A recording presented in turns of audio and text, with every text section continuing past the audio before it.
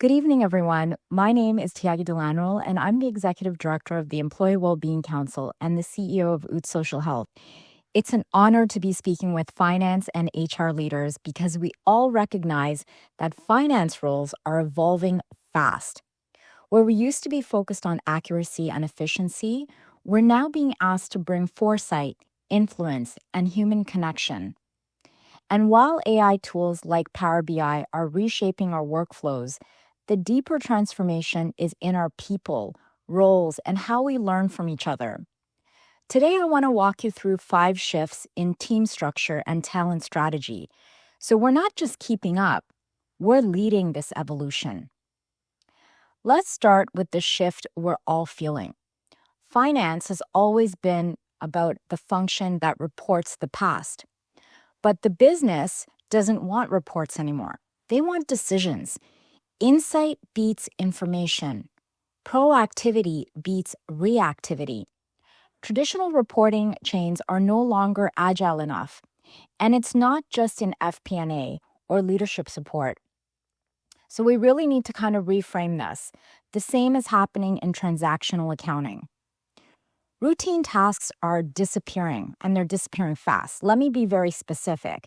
If our career is built around things like manual accounts payable, invoice entry, accounts receivable, collection calls, expense report approvals, bank reconciliations, and basic data pulls and variance checks, those roles are being actively automated at scale. We now have systems that flag anomalies before humans can, send smart reminders that outperform manual collection calls, and reconcile thousands of transactions in minutes. The wake-up call is that if your value comes from performing the task, you're at risk. If your value comes from interpreting the output, you're irreplaceable.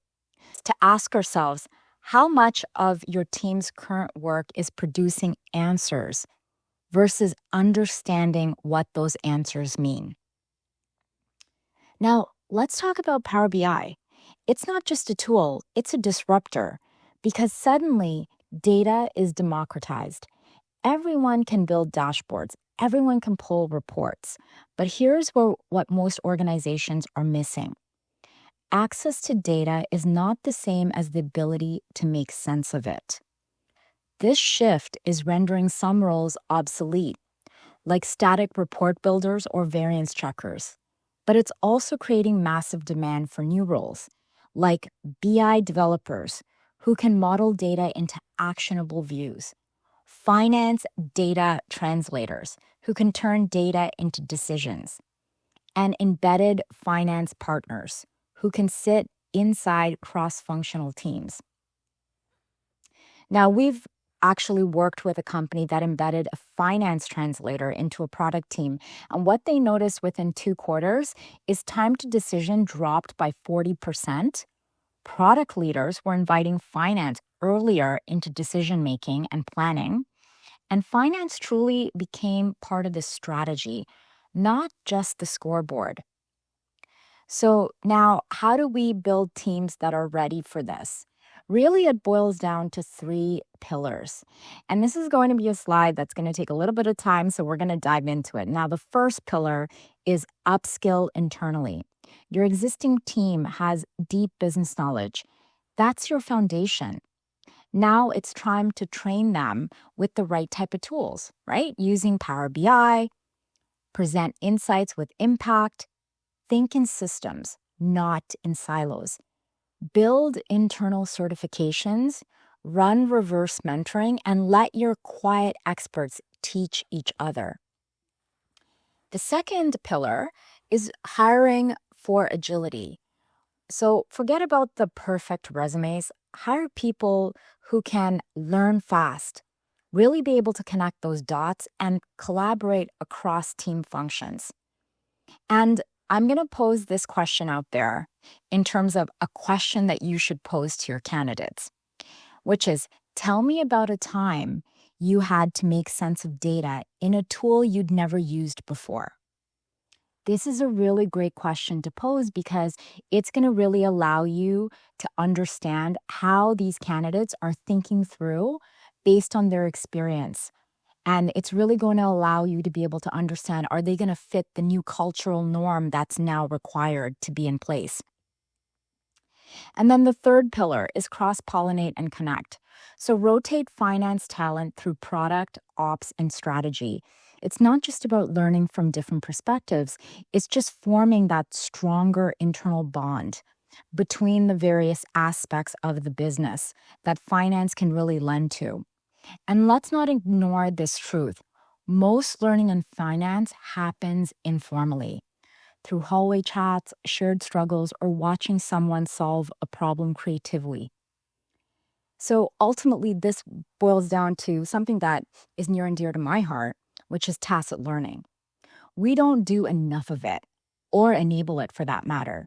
What we need to do is we need to encourage peer mentoring, cross-team shadowing, lunch and learns, and I'm going to put a plug in here, leverage platforms like Oot that'll help you actually match various employees based on skills, proximity, and interests.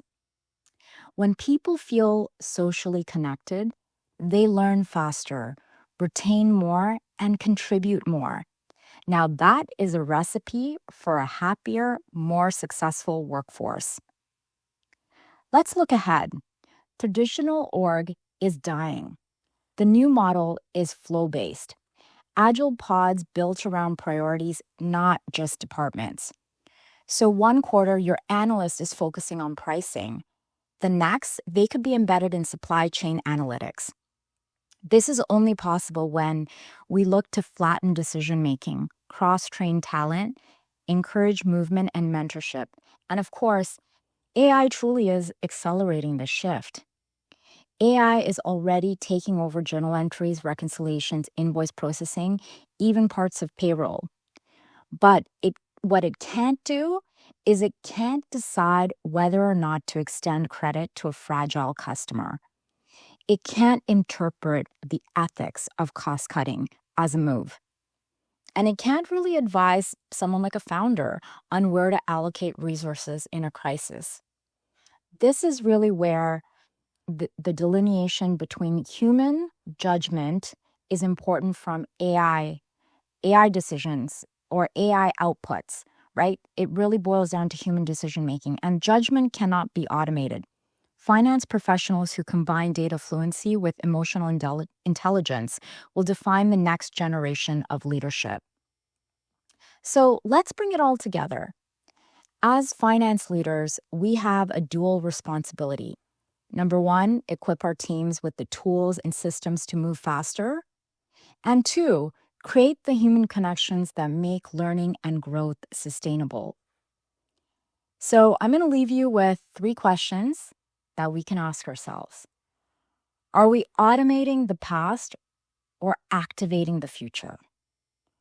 Are we letting roles shrink or helping people grow into new roles? Are we building a culture where people feel connected so that they can thrive? Because the future of finance is not just about replacing people. It's about repositioning them to lead, to connect, to interpret, and to evolve. Power BI is the tool. Your people and their ability to learn from each other, that's the strategy. Thank you.